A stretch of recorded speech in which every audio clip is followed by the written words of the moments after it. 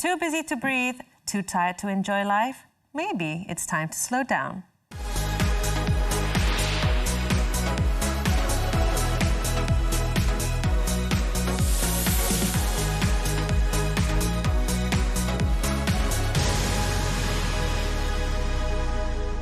Hello and welcome to a brand new season of Women Talk. I'm Danielle and it's wonderful to have you with us. So today in this world, we're always constantly told to move faster, to do more, to be constantly busy. But for many women out there, all these things actually come with a cost. We are so stressed, we're always burnt out, and we always feel like we can never catch up with everything we do. So today, we begin this new season with an important conversation. What if slowing down is not actually falling behind, but moving forward more healthily? Aha! So today we have two very special guests with me. I have Joanne, a digital creator, and also people know her on social media as 5 Foot Gardener. And we have Hannah Lowe, a health and wellness advocate. How are you guys today? Really good. Good. Really good today. Thank you so much for joining me on our first episode. Thanks for having us. Oh, no problem. So let's go on to the first question. And I want to ask Joanne, or Joanne as I may call you, when you hear the phrase slow living, so what is it that you actually think about when you hear it? Well, first of all, slow living is not being lazy or like retirement. No, because most of us, we don't have like the 8 hours, 12 hours for ourselves. Most of our 8 hours belongs to other people. So, that's true. So slow living for me, it's more about, let's say if you have that 1 hour in a day, how you utilize that 1 hour and just live it meaningfully and just bury in that little bubble and do the things, enjoy the things you do the most. That's true. Living meaningfully is so important nowadays because life moves too fast, isn't it? That we can't really enjoy the moments that we build. So, Hannah, many people think that slow living means that you're actually lacking ambition or doing too little, right? So in a wellness perspective, why is it important? Well, I'll just speak from my perspective.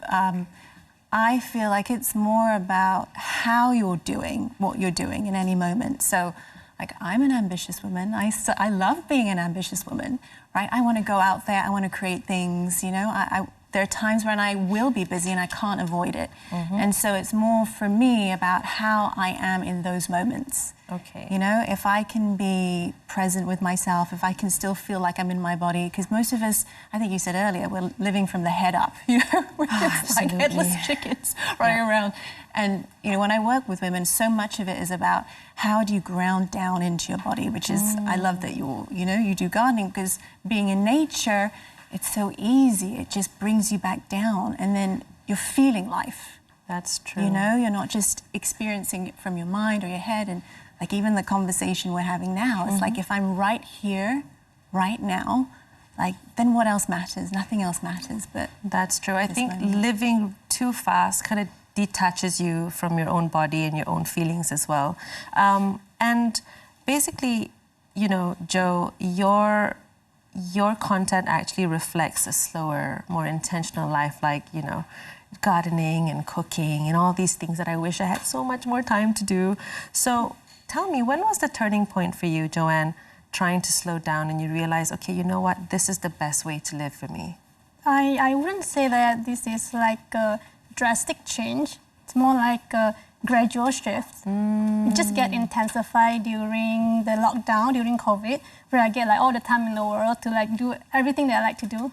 So at that time, I know like exactly what I'm enjoying doing. I see. And also it goes back to, because I'm from Fraser Hill, so it's a very, very slow-paced town. And I always watching my mom and my grandma, how they live their life, you know, with intention. Right. Just like pickling, gardening, cooking, slowly. Yeah, okay. Yeah. I think the word here is slowly, right? Because you just want to get the task done all the time. It's like done, checklist, checklist, checklist. Yeah. And that's where it gets more toxic for women out there. So talking about toxic, fast-paced lifestyle, what are the early signs, Hannah, when we talk about burnout? Can you just explain maybe the things that you've seen in women that maybe we've kind of overlooked?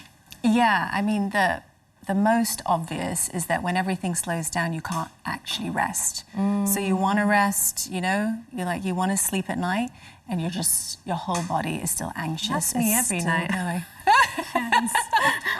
Well, there you go. That's how, I mean, it's subtle like that, and we think that that's normal. Yeah. Like, okay, well, that's just normal, and then we try to take something to help us sleep.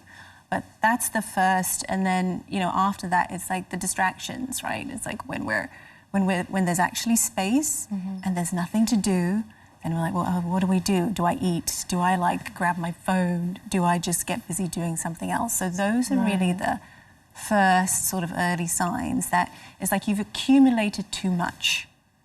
You know, so because there's so much stimulation, right? It's like you're saying that we're interacting with so many different people.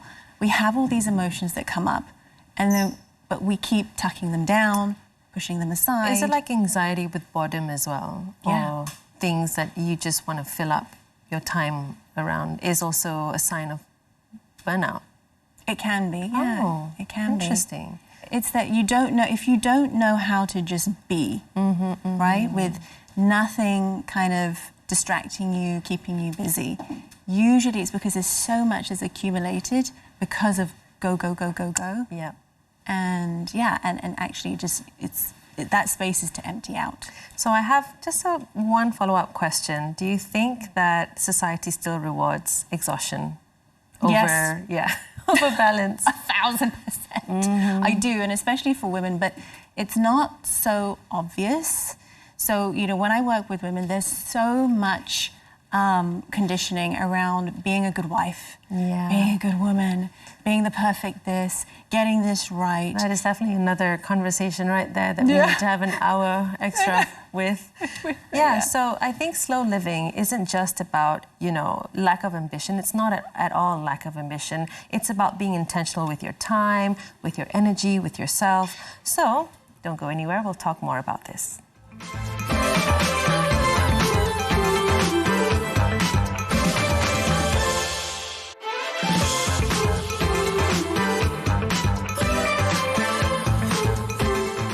Welcome back to Women Talk. I'm Danielle, and today we're discussing slow living in a fast world and why more women are choosing peace over pressure and balance over burnout. Still with me, our guests Joanne and Hannah, and in this segment we're exploring what slow living actually looks like in real life. So, Joanne, I just want to ask you, how has gardening and cooking and just living in your zone really just changed your mindset about, you know, the perception of time and productivity? Well, I don't have like many hours to attend to my garden or do cooking in my daily life. Probably sometimes an hour or 2 hours. Oh. Yeah, because I have my own business, so I'm still like take my 8 or 10 hours like on my business. Okay, hold up there. So in social media, you look like you're just having a lot of, you know, time to yourself and you're just slowly living. And so take us back to, okay, so you're juggling business and you're also doing all these things on the side. How do you make sure that while you're juggling your business, you actually have time for yourself? I really like you need to emphasize on the micro moments. You don't have to be, it's more about the quality more than quantity. It's not like you have to like quit your job to enjoy slow living, because I don't want to wait until like retirement or during my old age. That is only so like true. Going to this slow living. Because slow living is always people will say this is just for people who are retiring or, you know, in their retirement age or like little kids even. So, you know, Hannah, I also want to emphasize on the basic stuff like sleep and silence and solitude. Why is it so important that we kind of hold on to that? I mean, it's basic, like with sleep, it's basic physiology. You know, we need that time. Our body has to reset. So we will suffer greatly if we don't have, I think it's like a 10 a.m. till 2 a.m. window to recover. And then silence and solitude. Again, we're just bombarded with so much consumption every day and so much that goes in that we don't have time to just have space to empty out. And so that's so important for us to like have that space to decide, is this choice, is whatever happening in my life, like, is that still what I really want? Is the direction I'm going in right? Otherwise, we just keep going and then we realize, oh, it's been 5 years. Is this really what I want? Right. How is it that we can fight against all these labels and actually own, you know, these really important basic things that we need to kind of regulate ourselves? Yeah, I mean, so the work that I do with women is for them to actually listen to their body's needs. Because when we actually listen, there's not, you know, like a cookie cutter, okay, this much rest, this much much silence for one person. Right. We're so unique, you know, we're all so unique. So being able to listen to our body's nudges, like, okay, there's so much anxiety, maybe I need silence. Yeah. There's so much this, maybe I actually need to just go out into nature. Right. You know? Of course. You're online, you know, you're also churning out all this content. So how do you just avoid from trying to be sucked into trends and keeping up with everyone? Yeah. To be frank, my social media account, I started it out of fun. Okay. Like, I did it because I want to keep like a digital footprint. So like in the future when I look back, like I want to see like what the wholesome things that I've done. But it really did, like things, it resonated with a lot of people. Yes, and then like I gain followers and all that. And then unconsciously, I'm like kind of chasing for the statistic, for the numbers. And then I just like kind of started to losing passion towards like creating videos. So like last year, I started to like create like boundaries. Like, so what kind of boundaries, if you know, you can share? I rarely checked my social media account that often. Okay, so you just post and let it be. I post and let it be, but I still interact with my followers because some I really treat them like friends. It's like friends commenting on your page, but then most of the time I'll just leave it aside, and after a few hours or sometimes after 1 day or two, only I'll like just check on message and all those things. That's the thing about social media that a lot of people don't actually talk about, is that you get sucked into it, you know, psychologically, subconsciously. Yes. It starts to matter, the likes and the validation that you get, right? So I also want to ask Hannah about how when we talk about slow living, people always talk about how this is actually a privilege. And I think, Joanne, you can also kind of agree that some people might say this is more a privilege than something that we can all do, because it depends also on, you know, your work and your commitments with your family. So how do we kind of push against this stereotype? Yeah, I mean, I think that if you just come back to everybody has access to that ability to just tap into being here right now. Yeah. You know, everybody has that. Even if you have very low income, you have that ability to just breathe, slow down, come back to the moment and go, okay, if I don't have anywhere to get right now, if I'm not, you know, running 1,000 miles to try and get to some goal, if right now all is everything that mattered, then how would I be in this moment? Like, sometimes I say to women, you know, put on music when you're cooking so that you're in your body and you can dance. Like, how are you eating your food?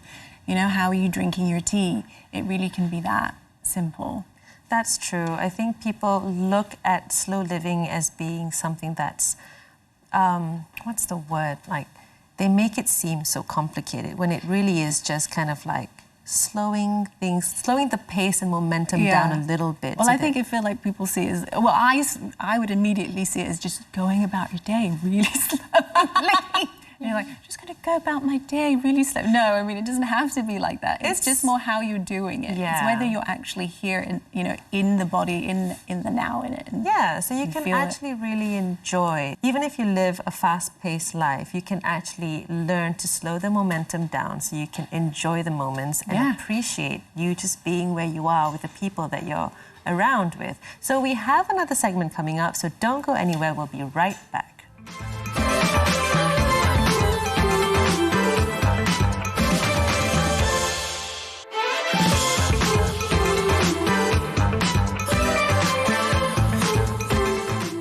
Welcome back, everyone. So we've been exploring how women can protect their peace, manage pressure, and redefine what it means to live well. So still with me are digital creator Joanne, or better known as 5-foot gardener, and Hannah Lowe, health and wellness advocate. So we've spoken about burnout, we've spoken about boundaries and balance. Whew. Okay, so in this final segment, we want to talk about how to actually make it practical. If I come to you and say, hey, Hannah, I don't have time to slow down, my life is too busy, where should I start and how can I start? Well, I would say there's usually quite a few things that we're doing that we don't have to do, which is why we're so busy. I would say true. If you could probably find a couple of things that you feel like you're doing and it's obligation and you're like, oh gosh, I have to do this thing. Get support somewhere, ask someone for help, take that thing off and replace it with something like just breathing. Like I have a woman who works, all I said is just, you put your timer on 1 minute, you just breathe. And already that is so helpful. I think so much better. Just to maybe also look back at all your commitments and see what you can lessen and drop completely. Always find. I'm telling you, you can always find something. You just have to be a bit ruthless. Like, okay, I really don't like doing this. Yeah. Why am I doing this? And also honest with yourself, don't you think? Between two worlds, right? I think a lot of us do that as well, where we're like, one side we're moving really fast and the other side we're doing slow living. So how is it for yourself as well, Joanne? How is it that you can decide when to slow down and when to, as a businesswoman, feel like, okay, these are the things I need to do and I have to do for today and I can't slow down? Okay, whenever I have to handle my job, my business, I will fully focus for that time frame. If it's like 8 hours, then that 8 hours I will just fully focus on it, and after that I'll just leave everything aside and then just do my slow living thing. And then most importantly is put the phone away. Yeah, because I know Sorry, I can't hear you. You cannot imagine like how much of time is wasted. It's wasted. It's so hard. It's very hard. It's like a detox. I think we lost the Gen Zs in this segment, right? It's like, what? So next question. So how do you personally deal with guilt when you feel like you're not productive enough? This is for the both of you. Guilt, I don't. Like, it depends. Wow, that's really cool. I love that. Tell me. It really very much depends on how you define productivity. Like for me, like going on a brisk walk with my mom, picking mulberry from the roadside, cooking for my family. I want to join you and your mom. Invite me to all your little, activities. It seems so wholesome. It's very simple, very wholesome, and I count that as productive. We don't do that, don't we? We don't validate all these small moments as being productive. How about you, Hannah? What do you think? For me, it's all about feeling, not trying to get rid of the guilt. So, you know, we all have moments, right, where we feel guilt. Yeah. So instead of trying to get rid of it, I kind of embrace and like a child. Like I'm like, I love you. You're here to show me something. And the moment that happens, it sort of disappears. You know, so I have conversations with different parts of my, like different aspects of my emotions, just to understand, like, why are you here? What do you have to tell me? And then it passes. So that's very interesting. So with a lot of women that you've worked with, can you tell me, what are the things in common, when it comes to like stress, burnout, and being out of balance that you've actually seen so far in the past, say, 11 years that you've been working with them? Well, one of the massive things is women don't know how to receive. So a lot of women, they don't. I feel so attacked. Every woman I say that, like, I feel so hurt. Yeah, we don't know how to actually come into full receiving mode. We're so used to, like, my value is based on giving. So when I stop giving, I don't know who I am. So that's one of the biggest things for women. And then the other is I have to abandon myself somehow to please somebody else. That's obligation, duty, all that sort of thing. So when women can come out of that, it's like a complete shift in identity. I think we're not in the studio anymore. I think I'm talking to you, girl to girl, this kind of like pillow talk moment. So thank you for sharing that with me. What is your advice for women out there who want to start today with slow living? Because you said also you had a gradual shift as well during COVID. Just do it, and don't care. I mean, like, do not care so much about what people might think of us, because most of us like have a lot of things that we wanted to do, but most of the time it's about the opinions and worry about what people might say. Have you been criticized ever for choosing this kind of pace and lifestyle? Yes, definitely. But I would just if they comments, opinions, I would just like look at it for 30 seconds and I just put it behind. Yeah. Yeah, I need to learn that as well. So, you know, I think sometimes slowing down, you know, we've talked about how you don't have to just completely do an overhaul with your life. You can do it gradually. You can do what you feel is right, that shift, you know, intuitively you think that can actually elevate the quality of your life. And also, I think we also have to emphasize that rest is not laziness, you know, and taking it slow doesn't mean that you're not going anywhere with your life. And I just want to say thank you so much, Hannah, and thank you so much, Joanne, for being on the first episode of Women Talk in this new season. And to our audience, don't forget to also follow us on our social media at Women Talk TV Tika and at TV Tika Malaysia if you liked today's episode. And we have more coming up for you. I'm Danielle, and see you guys next time.